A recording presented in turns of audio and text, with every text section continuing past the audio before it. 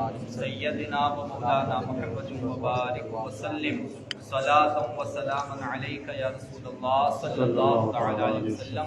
پڑھیں الصلاۃ والسلام علیک یا رسول اللہ، الصلاۃ والسلام علیک یا رسول اللہ، الصلاۃ والسلام علیک یا حبیب اللہ، الصلاۃ والسلام علیک یا حبیب اللہ صلی اللہ تعالی علیہ وسلم. صلی اللہ تعالی علیہ وسلم. تلاوت کے آداب بیان کیے جا رہے ہیں. ایک سوال چھوٹا سا پرانا کر کے آگے بڑھتے ہیں. دعائے قنوت وتر کی نماز میں پڑھنا کیا ہے؟ سب لوگ پتہ ہے تو واجب ہے. دعائے قنوت وتر کی نماز میں پڑھنا اب سوال یہ نہیں تھا، سوال اب ہے کہ بھول کر دعائے قنوت چھوٹ گیا اور ہم رکوع میں چلے گئے تو اب کیا کرنا چاہیے؟ واپس کھڑے ہو کے دعائے قنوت پڑھنا ہے؟ پوری کرنی جی نماز پوری کرنی. ہاں ماشاءاللہ، واپس لوٹنا نہیں ہے.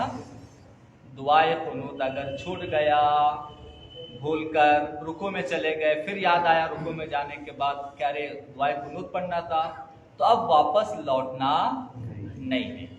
اب بس آخر میں سجدہ سہو کر لینا ہے، سجدہ سہو سے نماز ہو جائے گی. آپ حضرات بیٹھے ہوئے میں سے سجدہ سہو اگر کسی کو نہیں معلوم تو ذرا ہاتھ اٹھا دیں، کیونکہ میں کئی مرتبہ بتا چکا ہوں. ہو سکتا ہے کہ اس میں کوئی ہو ایسا جس کو نہیں معلوم ہو، تو پھر دوبارہ ایک مرتبہ ہم بتا دیں سجدہ سہو کس کو کہتے ہیں. سجدہ سہو سب کو معلوم ہے؟ ماشاءاللہ. اب مسئلہ یہ، ابھی رمضان کا مہینہ ماشاءاللہ مبارک آنے والا ہے، اور رمضان کے مہینے میں وہ بھی مسئلہ آئے گا انشاءاللہ. رمضان کے مہینے میں وتر کی نماز جماعت سے پڑھی جاتی ہے.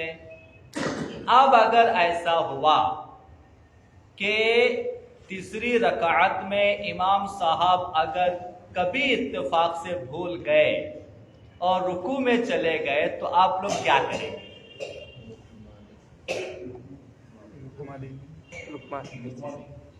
ماشاءاللہ لقمہ دیں گے، مگر اب تو لوٹنا منع ہے نا. چونکہ ہوتا ایسا ہے کہ پیچھے جتنی عوام ہیں، آپ تو 20 25 50 بیٹھے ہوئے ہیں، مگر رمضان میں تو سینکڑوں پیچھے ہوتے ہیں اور مسئلہ سب کو معلوم نہیں ہوتا. تو پیچھے سے لقمہ دیا جائے گا امام صاحب کو کہ آپ کھڑے ہو جائیے، آپ دعائے قنوت بھول کے گئے ہیں. تو اب امام صاحب اگر نہیں کھڑے ہوئے تو ہو سکتا ہے کہ پھر تھوڑا بعد میں چینی گوئیاں ہو جائے یا انگلیاں اٹھ جائے یا لوگوں کو شبہ میں پڑ جائے کہ اب کیا کریں.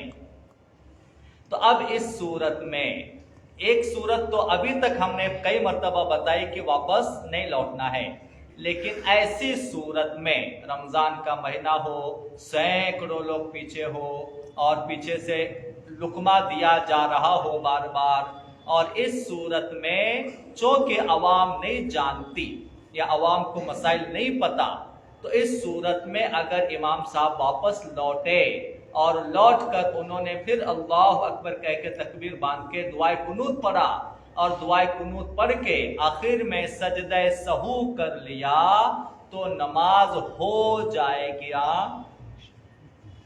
تو نماز ہو جائے گی اس صورت میں.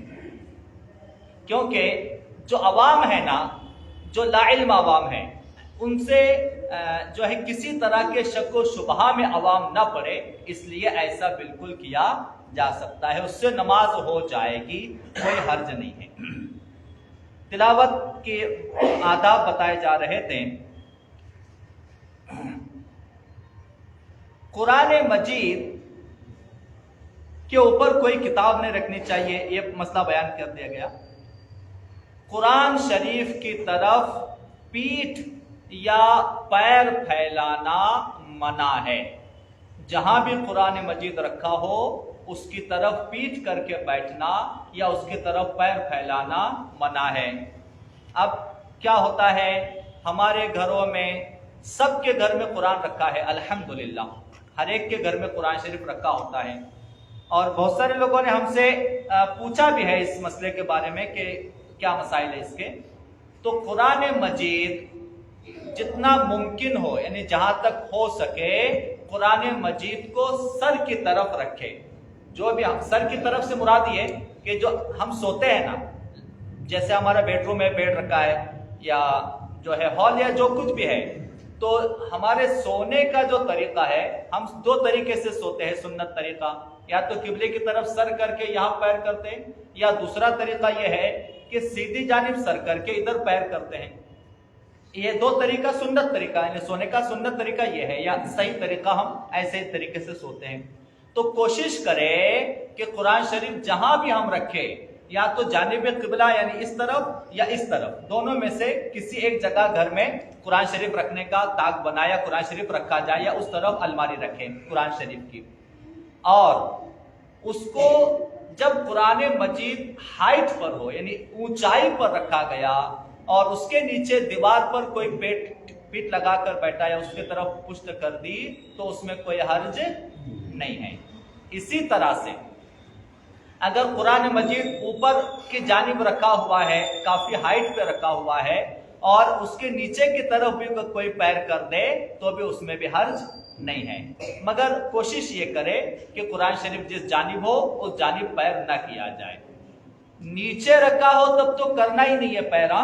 ये मसला कौन सा है? अगर ऊपर रखा हो, जैसा कि होता है कि हम बैठे बैठे भी कभी पैर फैला देते हैं रूम में अपने कहीं भी, तो याद रखें एक चीज कि किबले की तरफ पैर करके सोना मना है, ये तो आम चीज है।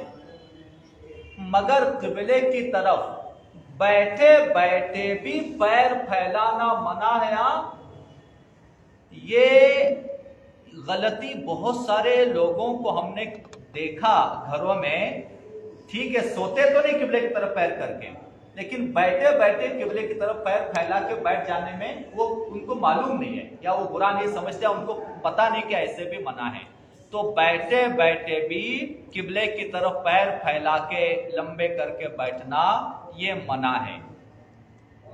तो किबले की तरफ लेटकर या बैठकर दोनों सूरत में पैर नहीं फैलाना है, और कुरान मजीद की तरफ भी पैर नहीं करना है। अगर हाइट पे ऊपर रखा हुआ है तो हर्ज नहीं है, मगर ऐसा न करना अच्छा है। कुरान मजीद अगर पुराना हो जाए, उसके औराक पोसीदा हो जाए, तो दो सूरतें हैं उसकी। अव्वल सूरत ये कि उसको दफन कर दिया जाए जमीन में, और ऐसी जगह पे दफन कर दिया जाए जहां लोगों के पैर ना पड़ते हो, या लोग वहां से आते जाते ना हो। लोगों के आने जाने के रास्ते में नहीं दफन किया जाए, बल्कि ऐसी जगह उसको दफन किया जाए जहां किसी का पैर ना पड़ता हो। और कुरान मजीद को भी दफन बड़े एहतराम से करने का हुक्म है। ऐसा नहीं कि उसको डाला और मिट्टी डाल दी, एहतराम से हुक्म है कि अदब से एहतराम से उसको दफन किया जाए जो बोसीदा हो। दूसरी सूरत ये कि कोई बहता पानी हो, या अगर बहता ना भी हो, बड़ा कुआं या बड़ा तालाब हो, उसमें भी उसको ठंडा किया जा सकता है। उसकी सूरत यह है कि किसी थैली या किसी चीज में उसको लपेट कर उसके साथ एक वजनदार पत्थर या वजनदार कोई चीज लगाई जाए, जिसकी वजह से वो तह में जाके बैठ जाए। वरना ऐसा होता है कि वो कभी कभी पानी में ऊपर की जानिब भी आ जाता है। तो ऐसा ना हो, इसलिए कोई थैले वगैरह में उसको डाल के वजनदार पत्थर रखा जाए और फिर उसको पानी में छोड़ दिया जाए, ताकि पानी की गहराई में वो चला जाए और फिर वो जो है वहीं पे रहे। ऐसा उसका तरीका ये है। माशाअल्लाह। अब आगे जो मसाइल आते हैं, जमाअत के मसाइल आते हैं। जमाअत यानी कि नमाज में जमाअत में जो हम पढ़ते हैं जमाअत के, उसके बहुत सारे मसाइल हैं जो आगे बयान किए जाते हैं। एक कुरान शरीफ के ताल्लुक से एक मसला है जो कि बहुत सारे घरों में ऐसा मामला होता है। किसी ने घर में कुरान शरीफ रखा हुआ है और उसको कभी खोल के नहीं पढ़ता। मैं समझता हूं बहुत से लोगों के बारे में मसला आएगा।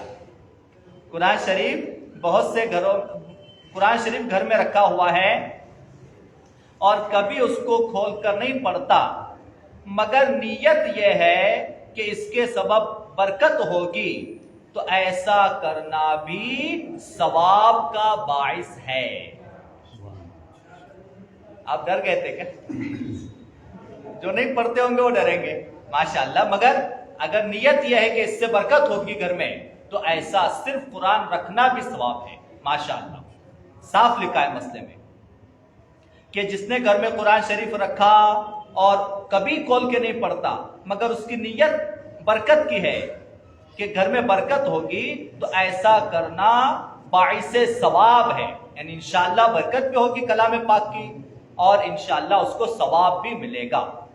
قرآن مجید پڑھنا چاہیے مگر صرف بند کر کے صندوق میں نہیں رکھنا چاہیے، کیونکہ قرآن مجید یہ صرف کیا کہتے ہیں برکت کے لیے گھر میں رکھنے کی کتاب نہیں ہے، بلکہ اس کو پڑھ کر اس کو سمجھنے اور عمل کرنے کی بھی کتاب ہے۔ خیر 11 منٹ ہو چکے ہیں، آگے جماعت کا بیان انشاءاللہ کل کیا جائے گا۔ ان اللہ و ملائکتہ یصلون علی النبی یا ایھا الذین آمنوا صلوا علیہ وسلموا تسلیما۔